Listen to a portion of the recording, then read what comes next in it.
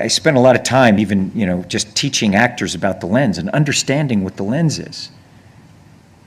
It's important to understand the tools around you and what you're doing, and just don't, you're here like this. Nicholson understands that lens. And those guys that came up, Newman, all of them understood the lens.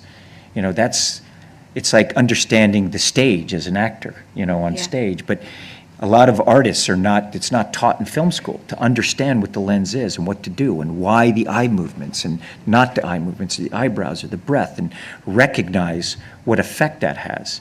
And it's not that and you can't just get locked into that, but you must understand there's a tech to it, Art, the derivation of art is skill.